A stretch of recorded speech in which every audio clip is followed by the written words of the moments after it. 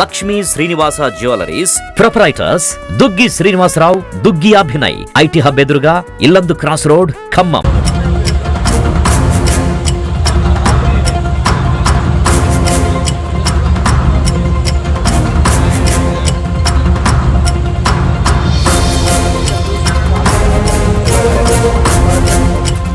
So ఇక్కడైతే మనం ఖమ్మం నుంచి బోనకల్ వెళ్ళేటటువంటి దారిలో అయితే వాగు పొంగింది. ఆ వాగు ఉద్రిక్త అయితే చాలా ఉంది. ప్రజల రాకపోకలు కూడా నిలిచిపోయాయి.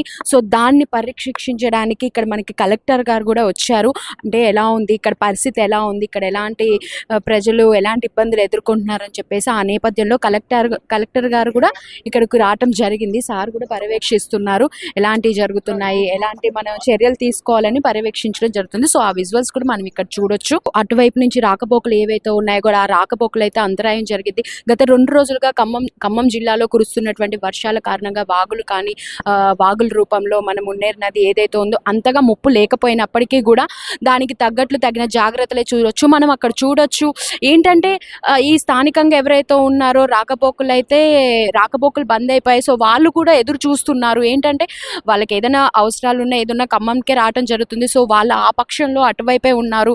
వాళ్ళు కూడా ఈ వరదలు ఏమైతే ఉన్నాయో, ఎంత మటుకు వచ్చాయి, ఎలా ఎంతవరకు వచ్చాయి, ఏమైనా తగ్గుముఖం పట్టాయనే వాళ్ళైతే చూడడానికి వచ్చారు. మనం అది కూడా గమనించు. సో కలెక్టర్ గారు కూడా వచ్చి చెప్పింది ఏంటి అంటే, మేము దానికి తగ్గట్లు అన్ని చర్యలు తీసుకుంటున్నాము, ప్రజలకు ఎటువంటి ఇబ్బందులు జరగకుండా దానికి తగ్గట్లు మేమైతే చర్యలు చేస్తున్నాము, సూచనలు ఇస్తున్నామని అయితే వాళ్ళు కూడా చెప్పడం జరిగింది. అంతేకాకుండా ఏదైనా అత్యవసర పరిస్థితులు ఉంటే తప్ప ఎవరు కూడా బయటికి రావద్దు అని చెప్పేసి, ఏదైనా కంపల్సరీ అది వెళ్ళాలి అంటేనే ఎవరైనా బయటికి రావాలి తప్ప అంతకు మించి ఎవరు రాకుండా ఉంటేనే అంత మంచిదేమో అని చెప్పేసి కలెక్టర్ గారు కూడా ఆదేశించడం జరిగింది. ఈ 2 రోజులు వర్షం కురుస్తున్న నేపథ్యంలో కలెక్టర్ గారు పాఠశాలలకు కూడా సెలవులు ప్రకటించడం మనం గమనించవచ్చు. సో సెలవులు ప్రకటించారు. ఎవరు కూడా ఇబ్బంది పడొద్దు అని చెప్పేసి, రవాణా పరంగా కానీ దేని పరంగా కానీ ఇబ్బంది పడొద్దు అని సెలవులు కూడా ప్రకటించారు.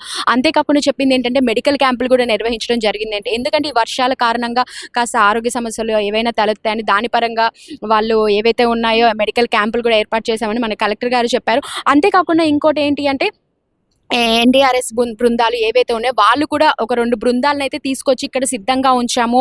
ప్రజలకి హెచ్చరికలు చెప్తూనే ఉన్నాము. వాళ్ళకి ఏవైతే సూచనలు ఉన్నాయంటే హెల్ప్ లైన్ నెంబర్ ఏదైతే ఉందో దాన్ని కూడా కేటాయించడం జరిగిందని కలెక్టర్ గారు అయితే ఆదేశించారు. సో ప్రజలందరూ కూడా అప్రమత్తంగా ఉండండి.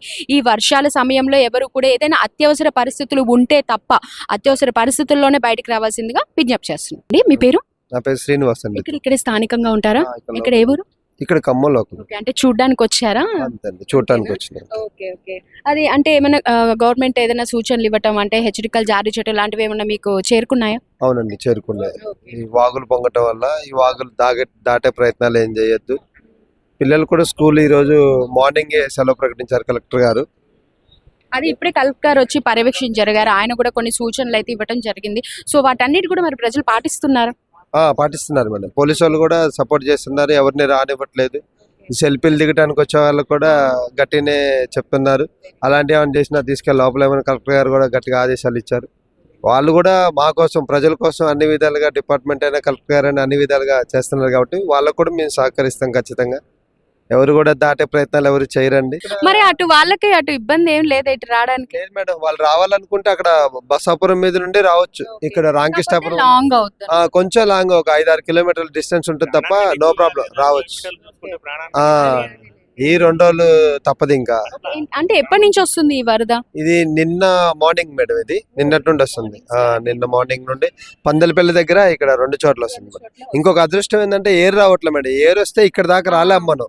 అక్కడ దంసాపురం దగ్గరే అది ఇప్పుడు కలెక్టర్ గారు కూడా చెప్పారు. ఇప్పుడు ప్రెసెంట్ 8 వరకే ఉంది అని చెప్పారు. ఏరు రావట్లేదు కాబట్టి ఇక్కడ దాకా వచ్చాం, లేకపోతే ఇక్కడ దాకా కూడా రాలేం. బ్రిడ్జి దాకానే ఆగిపోతాం మనం.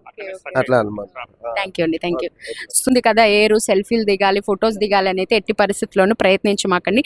పోలీసులను కూడా ఇక్కడ పెట్టారు. వాళ్ళ వచ్చిన వాళ్ళనైతే కంపల్సరీ కూడా వాళ్ళనైతే కఠిన చర్యలు తీసుకోవాల్సి వస్తుందని కలెక్టర్ గారు కూడా ఆదేశించడం జరిగింది. ఎవరు కూడా కంగారు పడి ఫోటోలు దిగడానికి రామాకండి.